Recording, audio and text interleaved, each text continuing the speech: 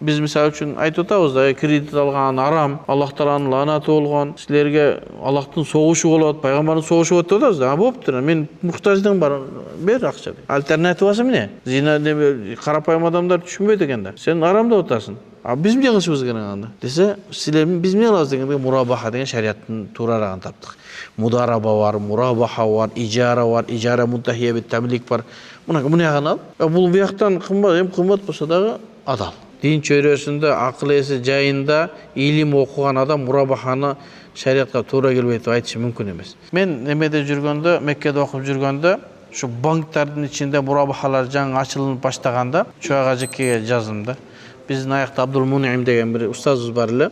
Өзү Самаркандтык ынсаптуу жакшы устаз болчу. Ошол киши айтты да, банк деген нерсе менен банк деген сөз риба экөө бир эле деди да. Сүткорлук банк бир эле. Мындай адал болуп атат, мындай болуп атат дегенден чоң ажак айттым. Ажеке ушундай деп атат го, силер мурабаханы ачып атат экенсиңер. Биринчиден бул чоң ажалар ачкан мурабах. Өмүрүн өткөнгө чейин ошол мурабахада банкта иштеп өттү. Ушундай десем, ал түшүнбөгөндөр деди. Ичине кирсеңер, биз ичине кирип иштеп, анын системаларын түзүп атабыз.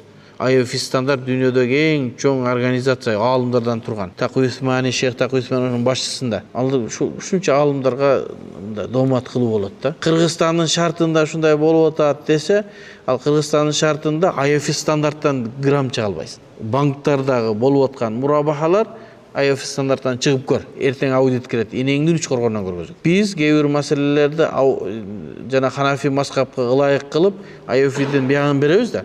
Дегенде аудиттер келет, биз IFIни гана тандайбыз. Сен кечирим, IFIни тандайбыз, бирок Ханафи мазхабты биз жогорураак коебуз. IFIнин системасы 100% ошого колдонгула деген Улуттук банктын милдеттемеси жок. Колдонмо катары гана иштетебиз, көбүнчө Ханафи мазхабка басым кылабыз.